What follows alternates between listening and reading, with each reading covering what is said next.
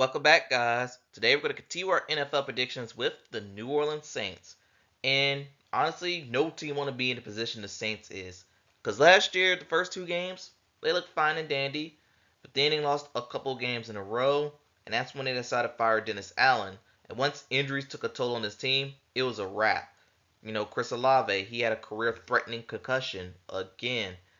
Will Shaheed, who looked like he was having a breakout year, his season ended. I think he broke his leg.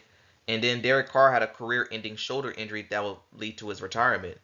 The Saints would have hired Kellen Moore, former offensive coordinator for the Dallas Cowboys, Los Angeles Chargers, and the defending Super Bowl champion Philadelphia Eagles.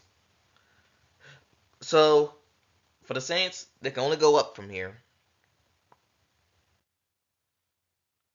And looking at their schedule from last year, they went 5 and 12, last place in the South. Like I said, they won their first two games. They dropped 40, and that was very impressive. Then the losses started mounting.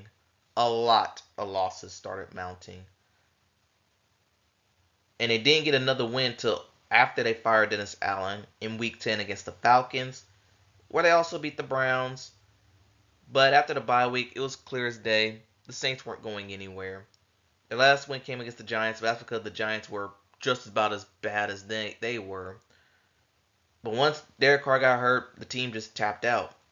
So for the New Orleans Saints, they could surprise people, but for me, it's looking like rebuild Saints. Let's take a look at their schedule. Okay, New Orleans, let's take a look at this schedule. And looking at the first 5 or 6 games, I do think the Saints are going to sneak one game out of those. But for now, I got week one, I got the Arizona Cardinals. I'm going to give that to the Cardinals. Week two against the 49ers. I'm very high on the 49ers this season. I got to give the Niners a win here. Then they go the first two road games against Seattle and the Buffalo Bills. 0-3, 0-4. In week five, I already done predictions for the Giants, which I gave the Giants a win for some reason. But week six, I think this is where they get their first win. I don't want to see the Saints go winless.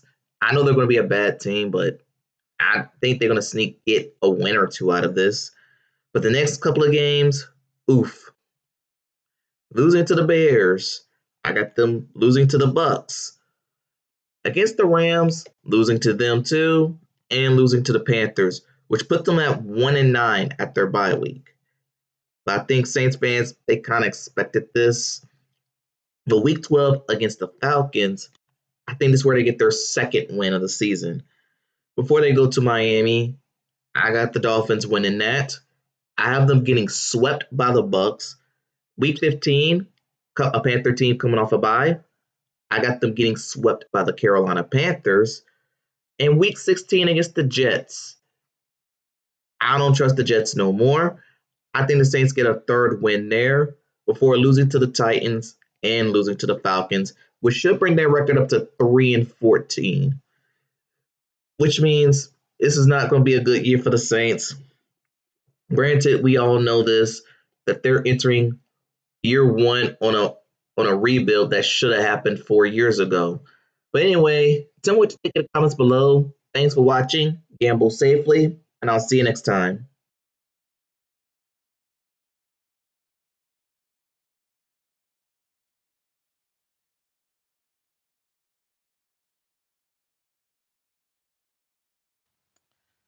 Welcome back, guys. Today we're going to continue our NFL predictions with the 2025 Tampa Bay Buccaneers. And this last year, it was another year of them winning the NFC South. Another year of Mike Evans getting 1,000 yards. He barely got it. But they did had a slow start, mostly due to injuries. But when they got healthy, they started to hit their stride. Outside of a minor setback loss to the Dallas Cowboys. And late in the season, lost to the Commanders in the wild card round. But I think the Bucks are still in a okay state in the NFC. But I know this team can go for a little more. And looking at their last year's schedule, they started off 2-0, which included beating the Commanders and the Lions, especially what those two teams became.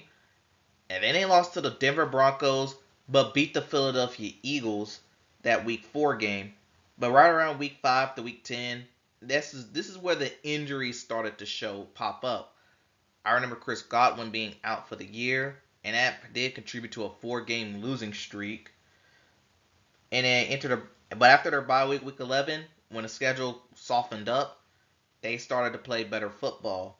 Outside of that one game against the Dallas Cowboys.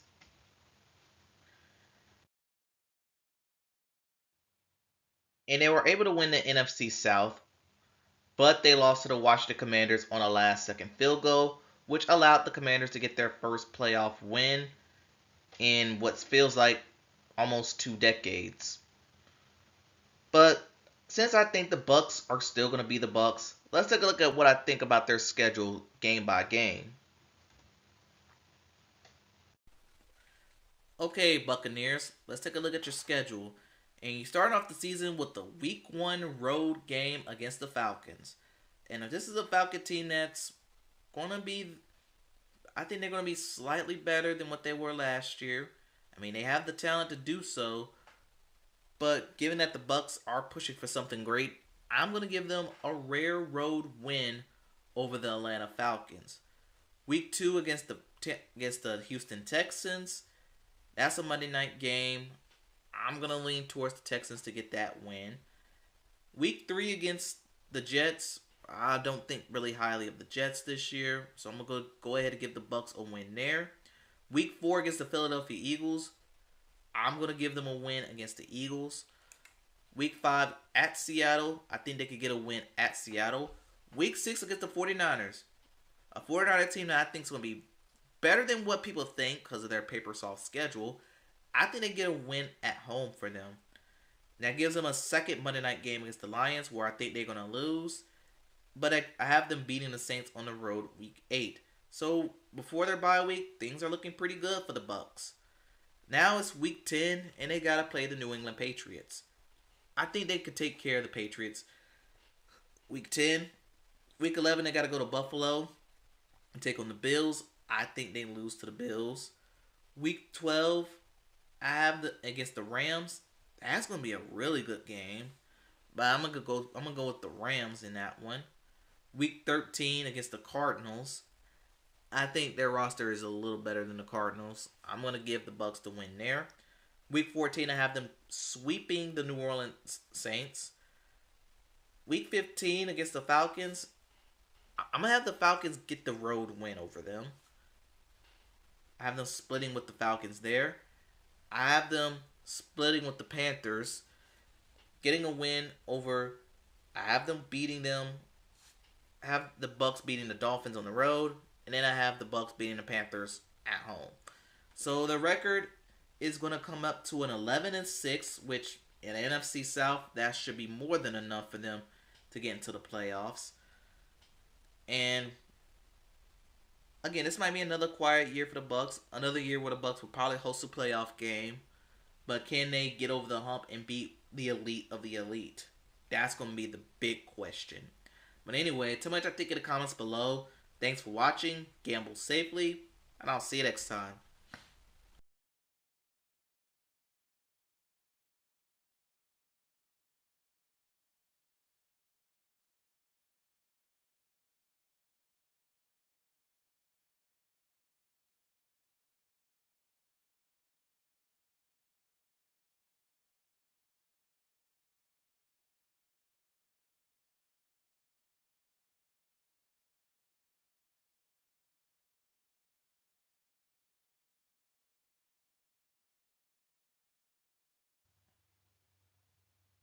Welcome back, guys.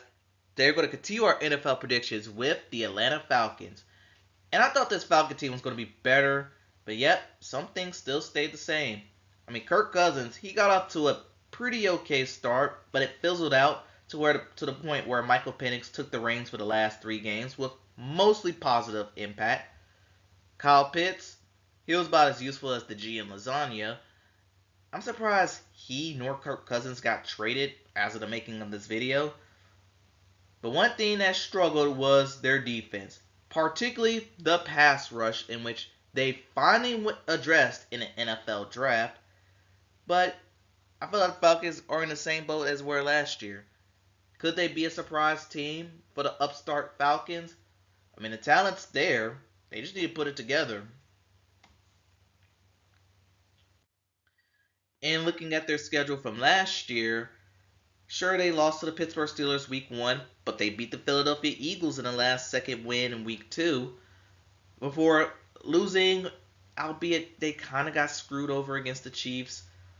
But they did get off to a pretty decent winning stretch, where most of their wins came against the division. In fact, they swept the Tampa Bay Buccaneers mostly because the Bucs were pretty injured. But after week 9 when they beat the Cowboys, things started to regress for the Falcons. They lost to the Saints, then they lost to the Broncos, lost to the Chargers at home, and then they lost to the Minnesota Vikings. They beat the Raiders, but since Kirk Cousins wasn't all that great in that game, that's when the Falcons decided, let's bench him and see what Michael Penix can do. And even though he beat the Giants and lost 2 close games to the Commanders and Panthers, 2 other upstart teams, he showed a lot of promise in all 3 of his starts. And it has the Falcons wondering, maybe this is the year they could push. Can they? Well, stay tuned to find out. Okay, Atlanta, how are you going to disappoint me this year? Well, week 1, I have them losing to the Buccaneers at home. Week 2, I have them losing to the Vikings at home. Week 3 against the Panthers, how about this? Give them an 0-3 start to the season. I think the Panthers are going to probably wind up splitting with them. But this is when things going to get going for them a little bit. I have them beating the Commanders to give them their first win of the season. Week 6, I have them beating the Bills on a Monday night because Falcons are coming off a bye week. It's a Monday night game. They get an extra day than normal. And I think this might be the one game where Josh Allen will slip up. Week 7, I have them losing to the 49ers, but not before bouncing back and getting a win over the Miami Dolphins. Week 9 against the Patriots, this is a toss-up game, but I'm going to go with the Patriots to win this one. But against the Colts, I don't think really high of the Colts this year. I'm going to go ahead and give the Falcons the road win. And like I said before, I have them splitting with the Panthers. Week 12, that game is New Orleans. I actually have them splitting with the Saints for some reason. Week 13 against the Jets, I don't think that highly of the Jets. But I'm going to go ahead and give them a win over... I'm going to give them a road win over the Jets. Home win over the Seahawks. Road win over the Buccaneers. I have them losing to the Cardinals week 16. Week 17 will be a Monday night game against the Rams. Another game that could end in a toss-up. But I'm going to go ahead and give the Falcons the win here. And I have them losing to the Saints, which gives this team a surprising yet semi-quiet 10-7 record. Don't know if that's going to be enough for them to make the playoffs, but who knows. Falcons, this will be another step up. A double-digit Falcon win team for a season, they'll take it. So anyway, tell me what you think in the comments below. Thanks for watching. Gamble safely. I'll see you next time.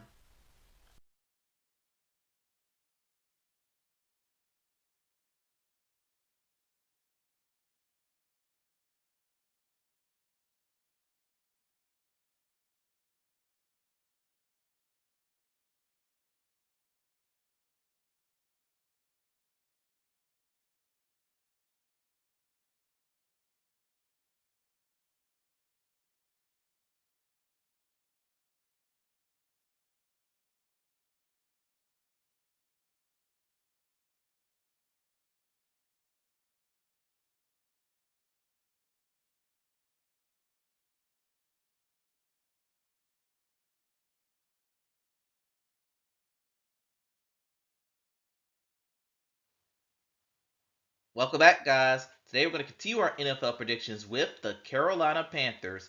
And it was a tale of two seasons for the Panthers. In the first half, they looked like the worst team in the league. But then the second half came and they got very competitive. I think they too found themselves a bit of an identity on offense at least. But the defense, whew, this might have been one of the worst units I've ever seen. And as a Carolina Panther fan, I've seen I've seen some bad defenses before, but this is by far the worst. I know they gave up the most points in NFL history, and yet Ajib Avero could keep his job because they're going to use the whole most of the defense was injury excuse.